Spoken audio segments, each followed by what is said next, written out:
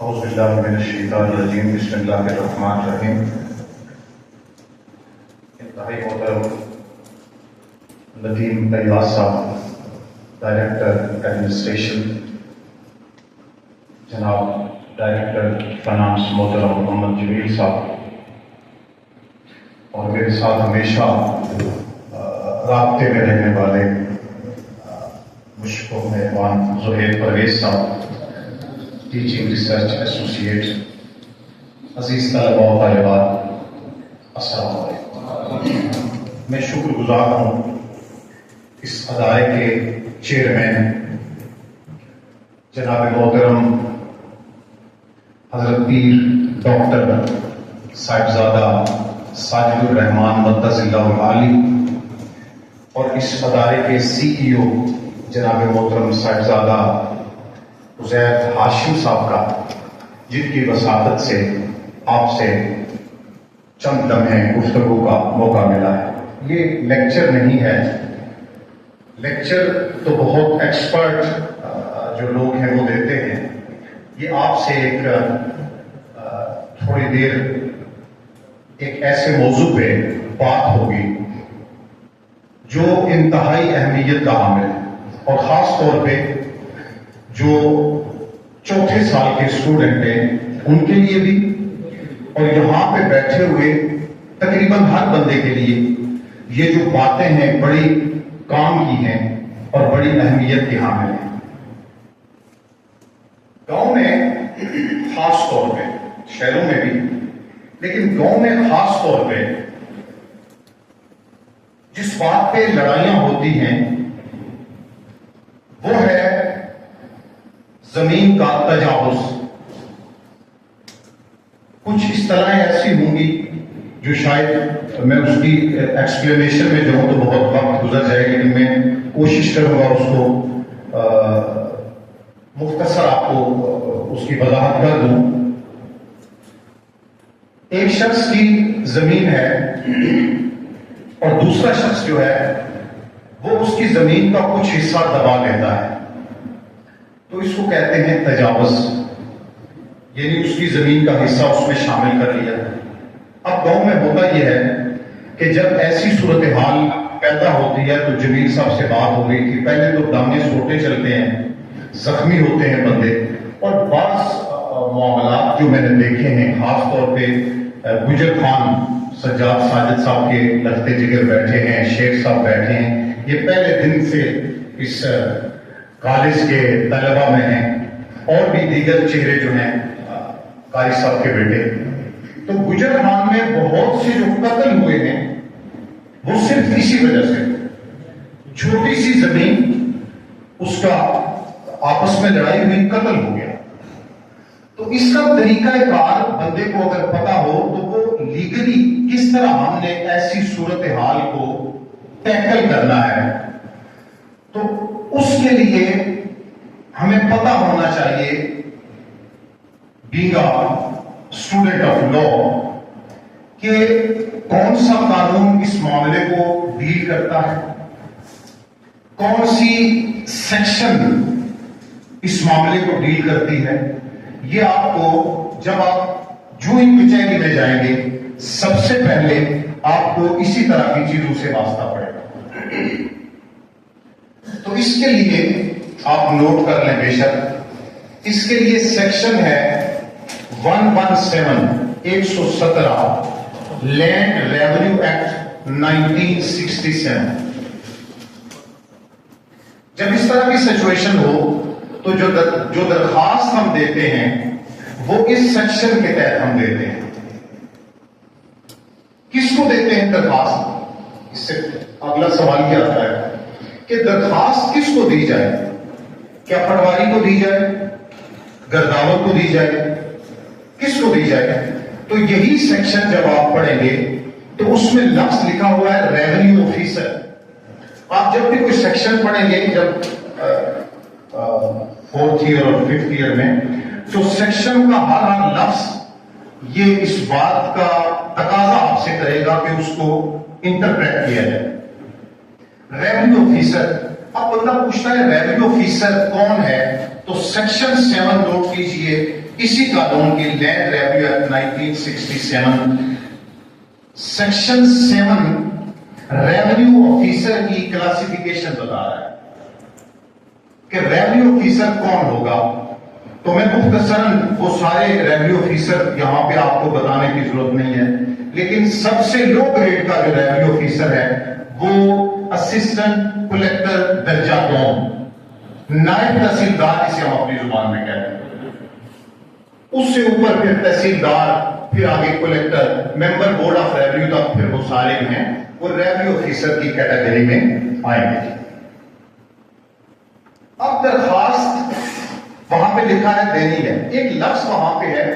और जुहैब साहब, मैं आपसे मुखातिब होकर ये बात कहना चाहता हूं कि एक लफ्ज उसमें है कंसर्न्ड जो शख्स है वो दरखास्त दे सकता है।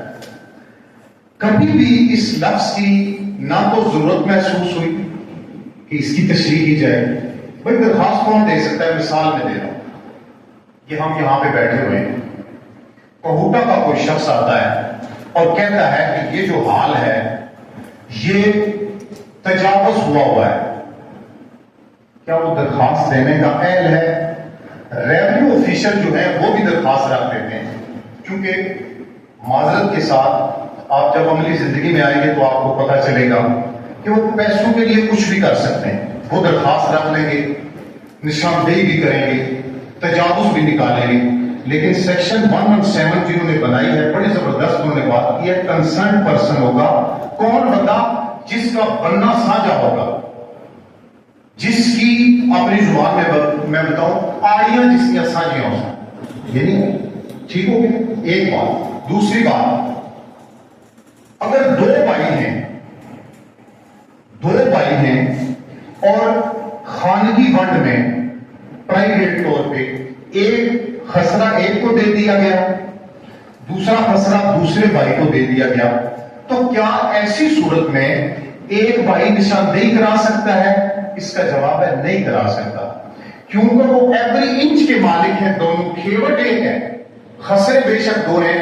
खेवट और खसरा इंशाल्लाह फिर कभी मौका मिला तो मैं ये इन इस्तिलाहात पे आपको बताऊंगा कि ये क्या है। खेवट आप समझ लें ये पूरा कॉलेज है और इसका खसरा ये हाल है। मतलब क्या हुआ कि खेवट में बहुत से खेत होते हैं, उनमें से एक ये खेत मिसाल में देखो, ठीक हो गया। तो वो वो जो है वो दोनों भाई वहां पे चूंकि मुश्तरका मालिक है, लिहाजा वो निशानदेही की दरखास्त नहीं दे सकते। तो फिर वो क्या करें? क्या लड़ाई करें? नहीं, उसके लिए भी कानून ने एक तरीका बताया है। जो मुतासिर है वो पार्टीशन का सूट फाइल करेगा। इसी कानून की section 135 land revenue act section 135 के तहत सूट फॉर पार्टीशन को दायर करेगा, और फिर अगर उनका हिस्सा बनता हुआ तो वो अकॉर्डिंग टू लॉ उनको दे दिया जाए। ठीक है, ये एक अलग इशू है। ये चूंकि जिम्मन बात की कि क्या वो निशानदेही की दरखास्त दे सकता है या नहीं दे सकता, तो कहां तक हम पहुंचे थे? दरखास्त किसको देनी है? रेवेन्यू, और रेवेन्यू ऑफिसर की कम से कम क्लासिफिकेशन क्या है? असिस्टेंट कलेक्टर दर्जा। ठीक हो। अब दरखास्त देनी है तो उसमें लिखना क्या है? ये बड़ी इंपॉर्टेंट बात थी। जब ये लॉ बनाया गया तो उस वक्त ये मसाइल पैदा हुए कि हाँ जी, ये लिखना क्या है? कोई बंदा कुछ लिख कर दे देता, कोई कुछ लिख कर दे देता। लेकिन फिर क्या हुआ? 1968 में इस कानून के जो रूल्स थे वो बताए। Land revenue rules 1968। अब दरखास्त देने का तरीका लैंड रेवेन्यू रूल्स 1968 की रूल 67A में दिया गया है। कौन सा रूल है? 67A, 67A रूल है, यानी वो कानून है। उस कानून का अतलाक हम कैसे करेंगे ये इन रूल्स में बताया गया है।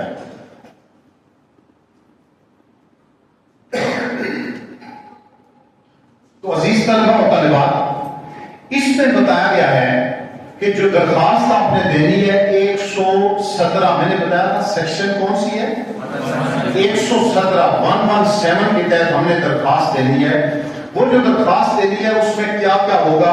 سب سے پہلے ریونیو افسر کا اوپر عہدہ لکھا جائے گا. تحصیلدار کو ہم نے درخواست دینی ہے.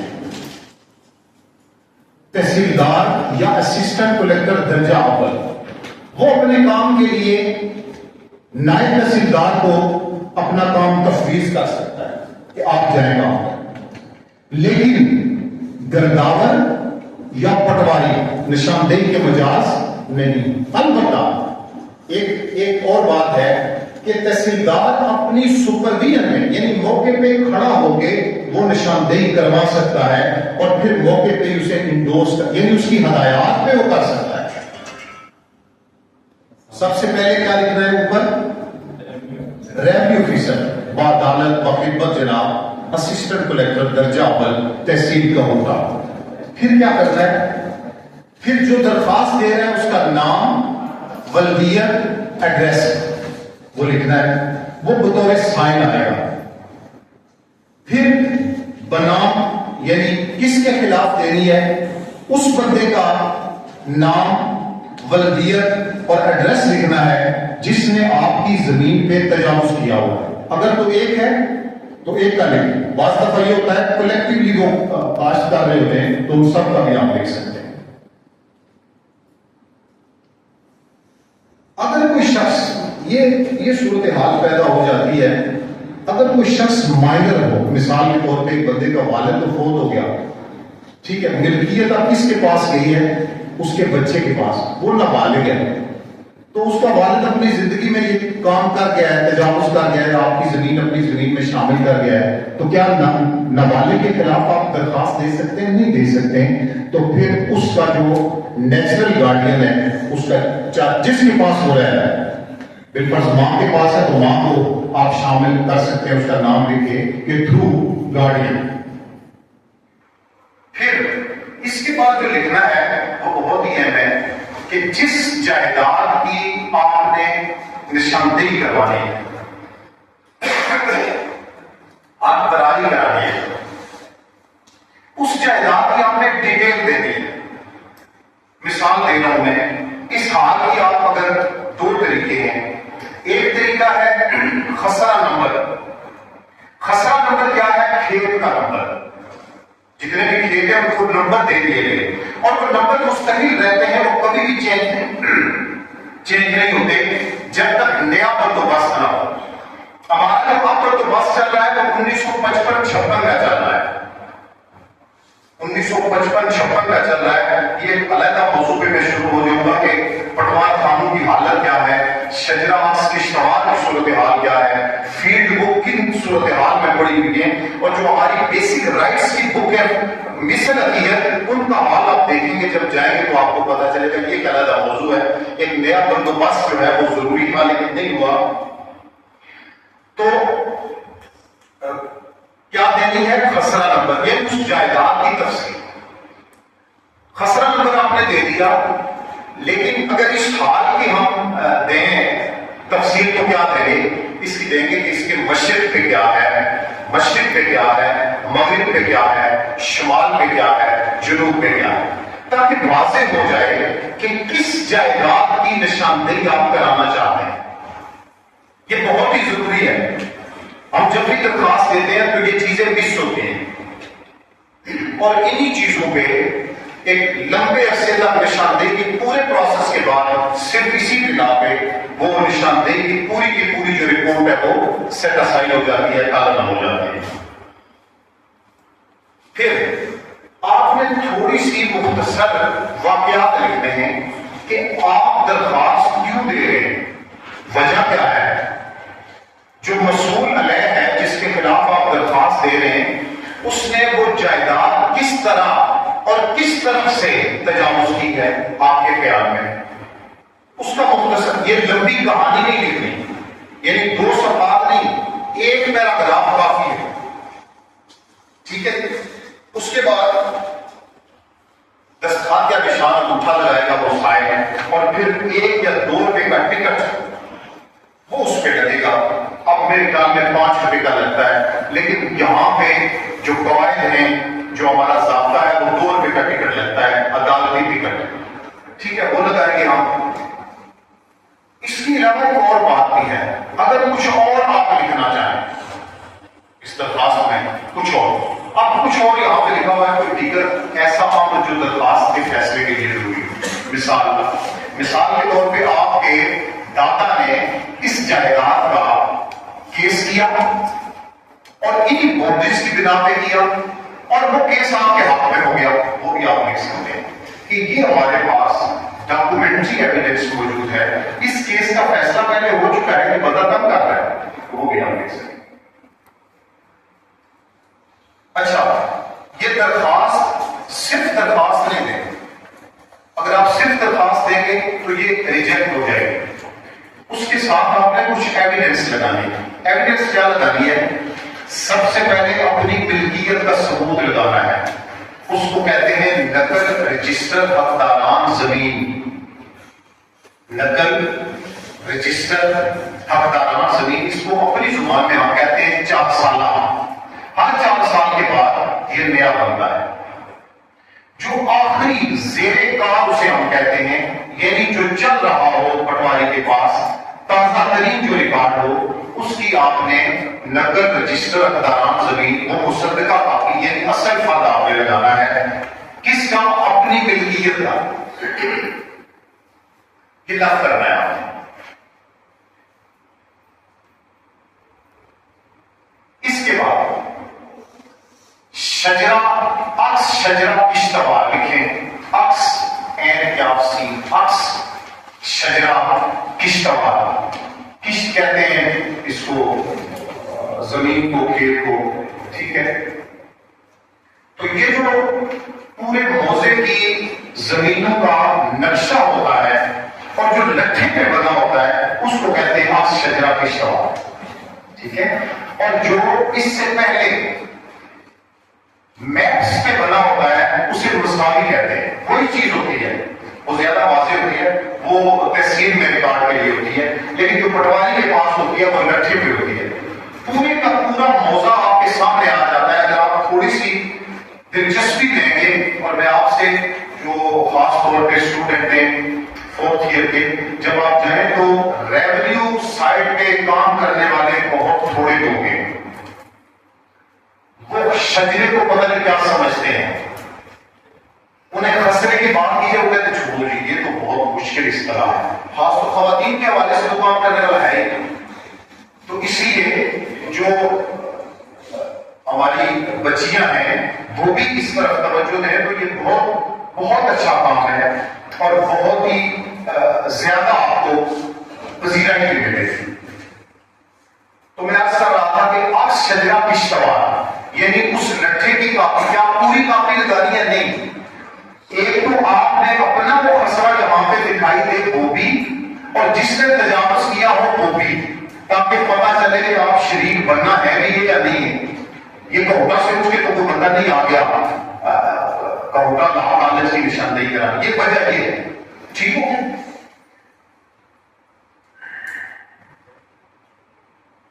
ये 2 चीजें आपने साथ लगाई। ये दरखास्त आपने जब दी तो इस दरखास्त को एक रजिस्टर है, उसको कहते हैं 33A, एक रजिस्टर है जो आपको महकमा माल के दफ्तर में कहीं नहीं मिलेगा। ये जुल्म है, यानी वो दरखास्त उस रजिस्टर पे दर्ज होनी चाहिए, लेकिन वो रजिस्टर नहीं है। बाहर का ये अलग बात है, हम कानून की बात कर रहे हैं। ये जब पटवारी आपके सामने आएगा निशानदेही करके, तो आप उससे पूछ सकते हैं, हाँ भाई इस रजिस्टर पे दर्ज किया, वो कहेगा ये तो मुझे पता ही है, तो आप उसी वक्त अपना केस जीत जाते हैं। तो 33A के उस मुतलका खाने में वो दर्ज करेगा। अब मजीद क्या करेगा? आपका काम तो था कि आपने दरखास्त पेश किया, अब उसका काम शुरू होता है, वो भी बताया गया वो क्या करेगा। वो दरखास्त को उसमें रजिस्टर में दर्ज करने के बाद हुदूद की निशानदेही के लिए तारीख और वक्त मुकर्रर करेगा। आमतौर पे जो इनके नोटिस जारी होते हैं उनमें वक्त दिया होता है 12 10 दोपहर नहीं देखेंगे 11 बजे 10 बजे, 12-10 दोपहर, क्योंकि वो उठते ही 10:30-12 बजे। उनके दफ्तरों में हाजिरी रजिस्टर नहीं है। रेवेन्यू जो हमारे पटवारी साहिबान है, इंतहाई हमारे मुअज़्ज़ज़ और मोहतरम, एक बहुत इंपॉर्टेंट हमारा अदारा है, रजिस्टर हाजिरी है ही नहीं।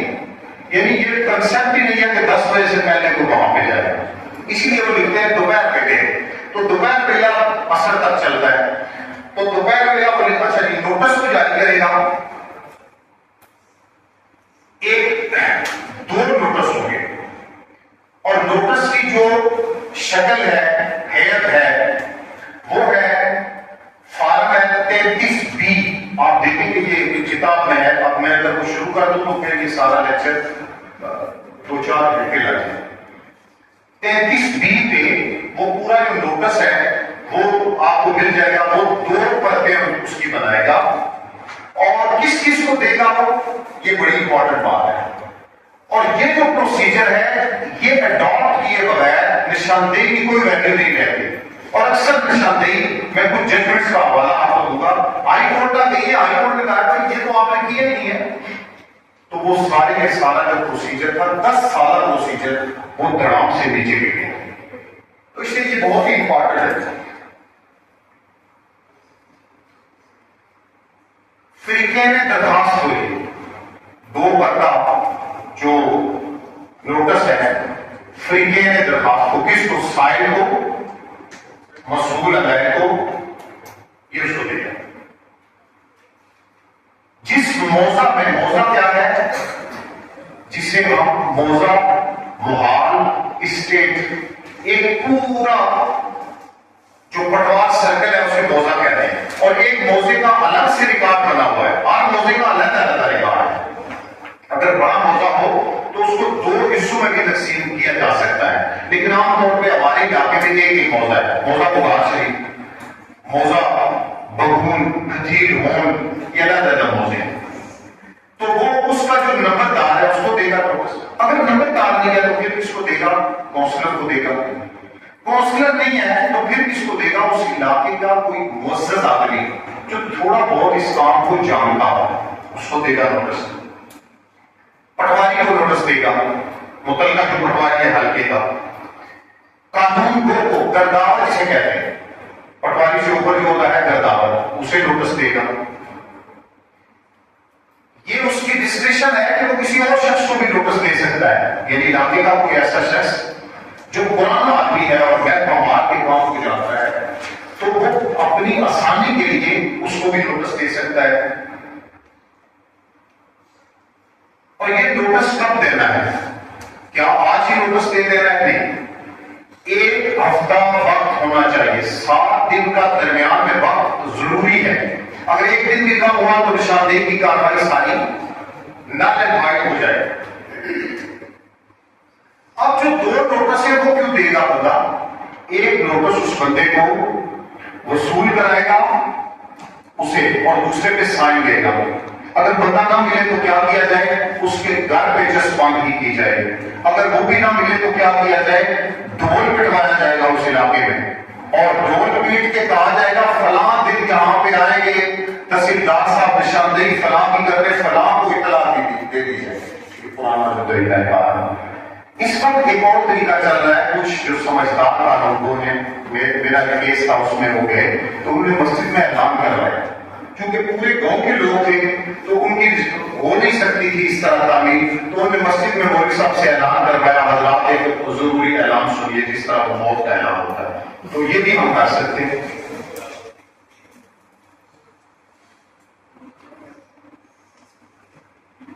एक और तरीका कार भी जो अब थोड़ा सा जदीद है। अब वैसे तो कानूनी शहादत 164 में तो बहुत सी चीजें आ गई है, व्हाट्सएप और तमाम तरह दे सकते हैं, लेकिन इसमें अभी वही चल रहा है रजिस्टर्ड डाक के जरिए, यानी डाक खाने से जो रजिस्ट्री आप करते हैं उसके जरिए भी जो नोटिस है वो दिया जा सकता है। अब मैं सब बात की तरफ आ रहा हूं और यकीनन मुझे उम्मीद है आपको शायद یہ بورنگ لیکچر ہے, بہت بورنگ ہے, لیکن آپ کو مزہ اب آئے گا. مجھے امید ہے آپ کو میں نے جو زہیب صاحب کی وساطت سے یہ کاغذات دیے, آپ کو ان کی باری آنے والی ہے, تو وہ آپ جب دیکھیں گے, یہ میں آپ کو سچی بات اعتراف کر رہا ہوں, زہیب صاحب میں اعتراف کر رہا ہوں سب کے سامنے.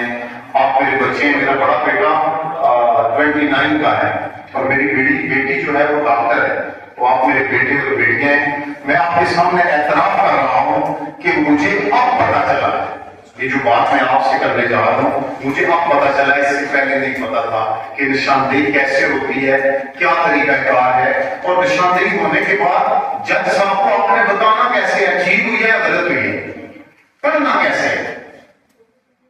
تو میں ایک اچھی چیز مجھے پتا چلی تھی, تو مجھے حکم ہوا تھا صاحبزادہ صاحب کی طرف سے, تو میں نے کہا کہ میں اپنے بچوں اور بچیوں کو اس موضوع, یہ بہت ہی امپورٹنٹ موضوع ہے, اس پہ میں لیکچر دوں. اچھا, پھر وہ نوٹس ہو گئے. اب مقررہ جو تاریخ ہے اس تاریخ پہ وہاں پہ موقع پہ بعد 10 دوپہر پہلے وہاں پہ پہنچ جائیں گے سارے, ٹھیک ہو گئے. اب کیا کیا جائے گا؟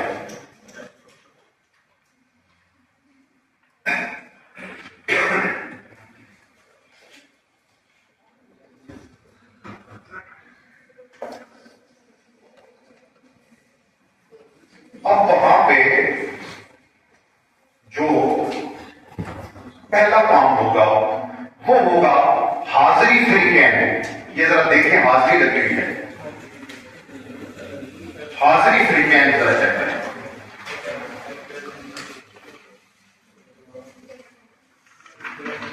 یہ بالکل یہ پیج نمبر 2 پہ یہ حاضری آپ کو نظر آئی ہوگی. کافی سارے بندوں نے یہاں پہ سائن وغیرہ کیے, یہ حاضری لگائے گا. ٹھیک ہو گیا. اب تھوڑی سی توجہ آپ دیں تو بہت ہی امپورٹنٹ بات کرنے لگا ہوں. اب وہ نشاندہی شروع کہاں سے کرے گا؟ کیا وہی کھیت پیمائش کرنا شروع کر دے گا؟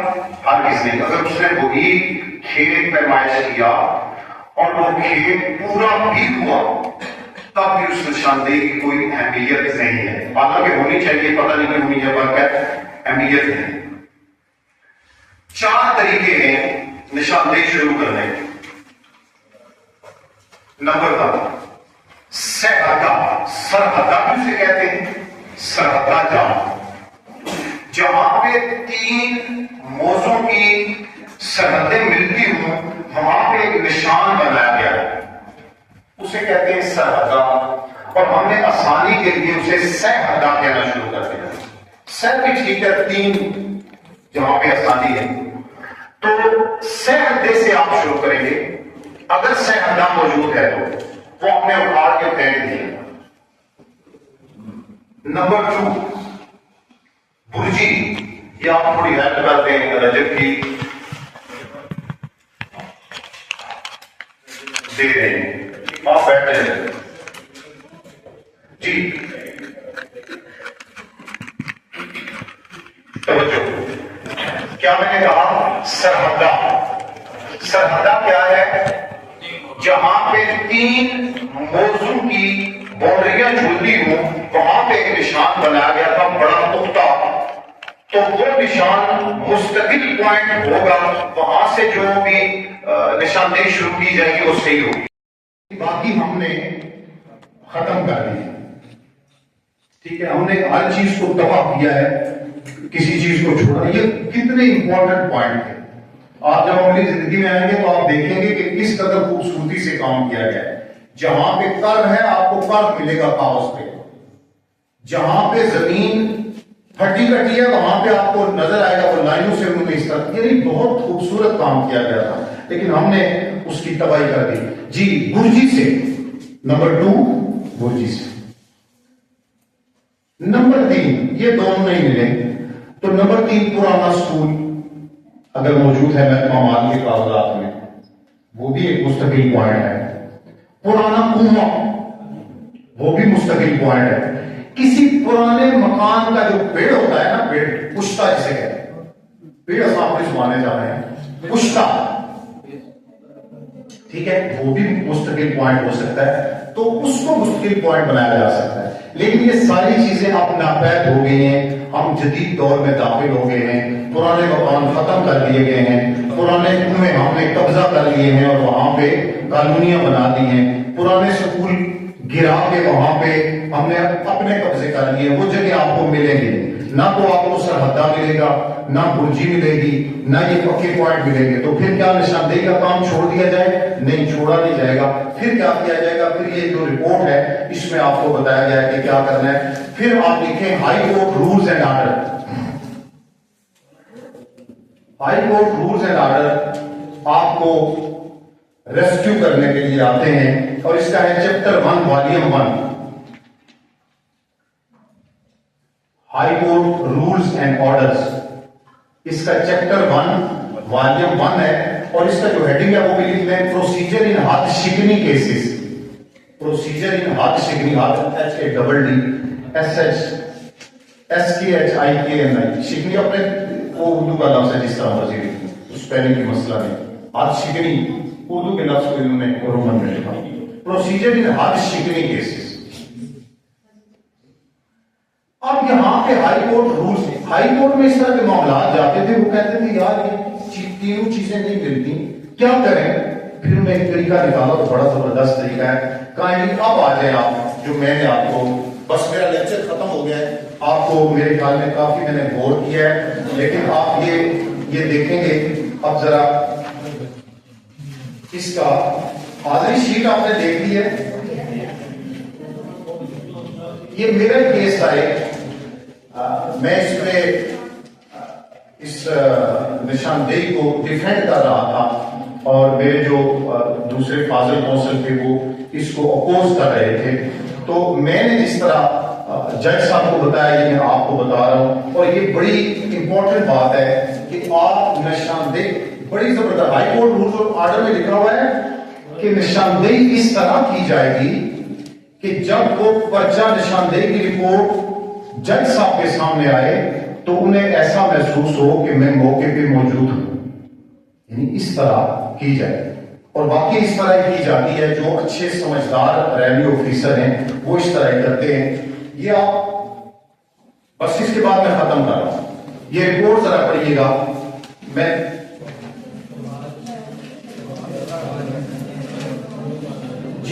پڑھ کے سناتا ہوں آپ کو.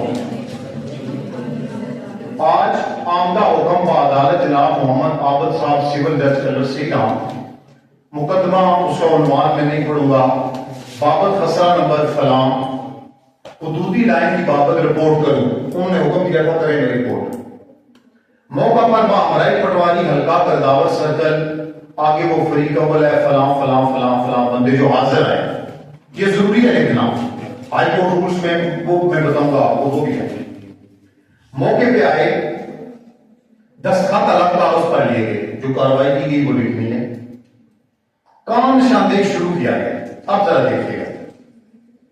اب یہ آپ جو میں نے آپ کو یہ ساتھ لگایا ہے ذرا بیٹر کر کے یہ دیکھ لیں، میرے خیال میں آسانی رہے گی. ویسے وہ دوسرا آپ سے پڑھا نہیں جائے گا، یہ آپ کے لیے.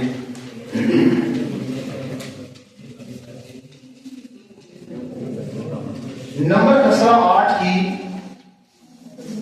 شمال جنوباً میں نے لکھ دیا ہے اوپر. لٹھے، ہاں ایک اور چیز بڑی امپورٹنٹ آپ کو بتا رہا ہوں. لٹھا جب بھی پڑا جائے گا آپ کو اس کا پتہ ہی نہیں چلے گا کہ اس کا کون سا پوائنٹ سیدھا ہے کون سا الٹ ہے. تو آپ کو میں بتا رہا ہوں کہ آپ جب بھی پٹواری کے آفس میں جائیں لٹھے کو آپ شمال کی جانب رکھیں گے، ایسے ادھر سے جو پڑا جائے گا یہ شمال ہے اس کا.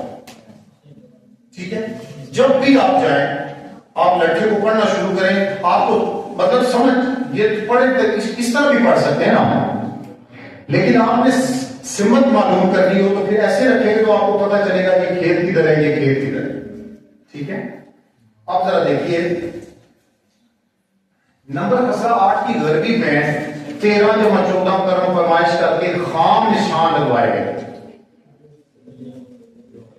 یہ ذرا جو میں نے نقشہ آپ کو دیا ہے کائنڈلی پوائنٹ نمبر 1 دیکھیے گا. یہ دیکھیں، یہ میں سچی آپ کو بات بتا رہا ہوں، یہ مجھے اب پتا چلا ہے کہ پٹواری صاحب جج صاحب کو کیسے سمجھانا ہے. یعنی کوئی بندہ، چونکہ ہم ایسے بخیل ہیں کہ کوئی بات سمجھ میں آ جائے تو ادھر ہی رکھ کے مر جاتے ہیں، کسی اور کو نہیں دیتے. تو یہ نظر آ گیا آپ کو. یعنی پہلا جو ہم نے اسٹیپ اٹھایا وہ کیا تھا؟ خسرہ نمبر 8 کی غربی مینڈ، مغرب والی مینڈ. مینڈ کہتے ہیں آڑی کی پکڈنڈی، آڑی کو آڑی کو نہ لگیا، یہ کوئی بات. تو خسرہ نمبر 8 کی غربی مینڈ 13 جمع 14 کرم پیمائش کر کے خام نشان لگوائے. کرم، ایک کرم 5.5 فٹ کا ہوتا ہے. ایک کرم 5.5 فٹ کا ہوتا ہے. پہلے جریب سے نشاندہی ہوتی تھی. یہ کس طرح بندوبست کیا گیا وہ میں آپ کو بتا دوں. ضمن ایک بات بہت ہی امپورٹنٹ ہے جو ایک صاحب آپ کے علم میں اضافہ ہوگا کہ جب یہ بندوبست ہوا، عزیز طلبہ و طالبات بہت ہی اہم بات بتا رہا ہوں کہ جب یہ بندوبست ہوا تو جو جگہ کم از مرلہ تھی اسے شمار نہیں کیا گیا. جو جائیداد کم از مرلہ تھی اسے شمار نہیں کیا گیا. آپ کو بندوبست میں کہیں بھی 136 فٹ نہیں نظر آئے گا، کہیں بھی آپ کو 4.5 کرم نظر نہیں آئے گا، پورے کرم. اور جو جگہ آدھے مرلے سے تھوڑی سی بھی زیادہ تھی اس کو پورا مرلہ شمار کیا گیا ہے. اب یہ جو ہماری لڑائیاں ہیں فٹوں پہ، یہ بیسیکلی غلط لڑائیاں ہیں اور اس پہ اپنا وقت کسی صورت ضائع آپ نے نہیں کرنا.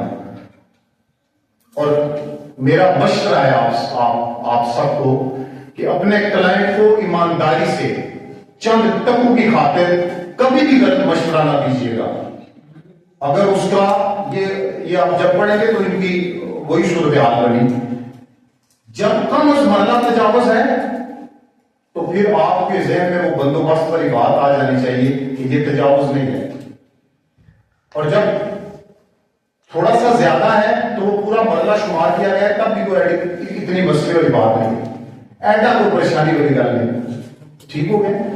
اچھا یہ ذرا دیکھیے گا جس کو ہر دو فریقین نے درست تسلیم کیا، یعنی انہوں نے ایک جو خسرہ تھا اس کو یہاں سے یہاں تک جب پیمائش کیا تو جو فریقین تھے انہوں نے کہا ہاں یہ جو کھیت ہے نا یہ بالکل صحیح جگہ پہ قائم ہے، اس میں کوئی رد و بدل نہیں ہوا، تو یہ صحیح ہے.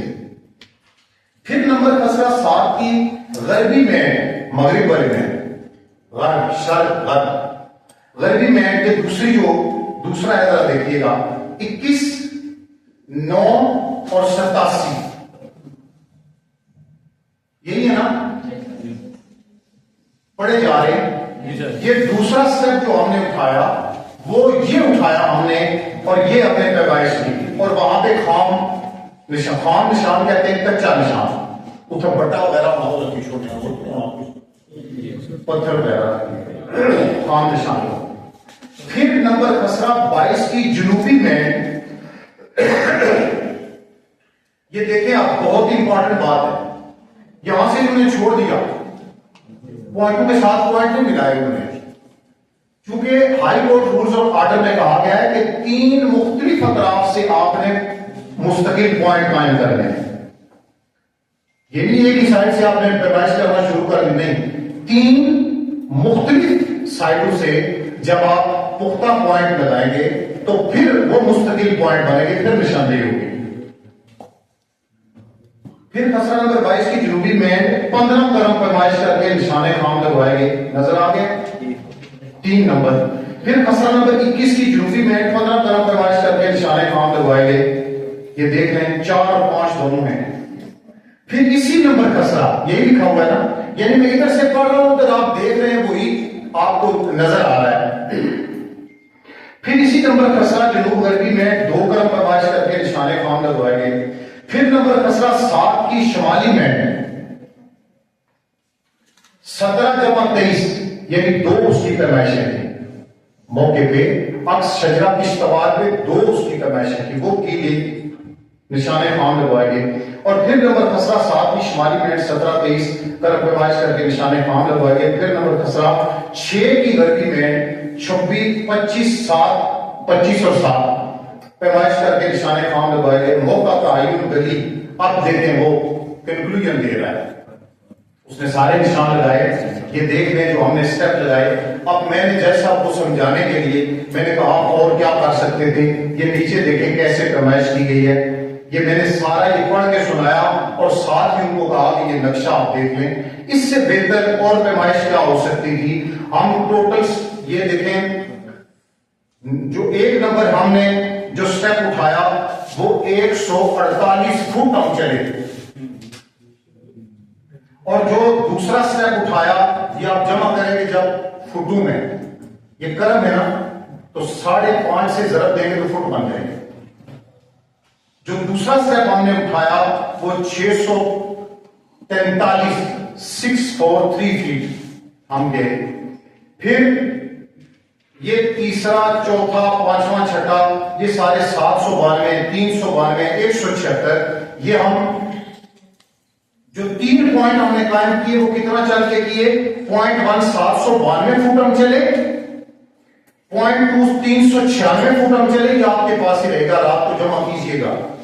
और तीसरा जो है 176 फीट हम चले, और 3 वो जो पॉइंट है वो मुस्तकिल हमने जब किए तो फिर निशानदेही की, और फिर निशानदेही के बाद जो रिपोर्ट आई आगे उसको कंक्लूजन किया गया है, लिखा गया है कि किसका कितना जो तजावुज है वो बनता है। और ये तजावुज बहुत थोड़ा सा था, कोर्ट ने इसे कंसीडर नहीं किया और इसी रिपोर्ट पे इन्हेसार किया। ये नक्शा तजावुज है, एंड पे जो लगा हुआ है ये नक्शा तजावुज है, ये हर हाल में उसने बनाना है रेवेन्यू ऑफिसर ने मौके पे।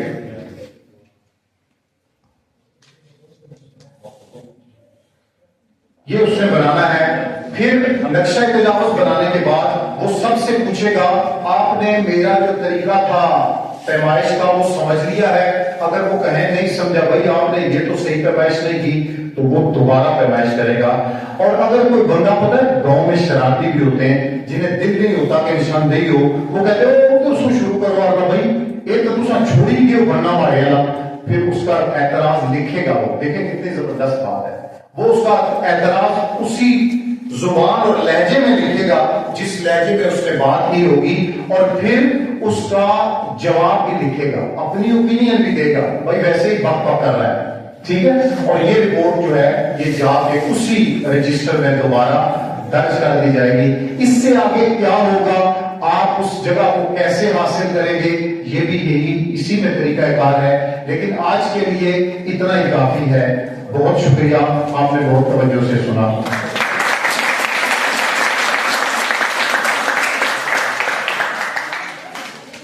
एक 2 जजमेंट से वो लिख लिया।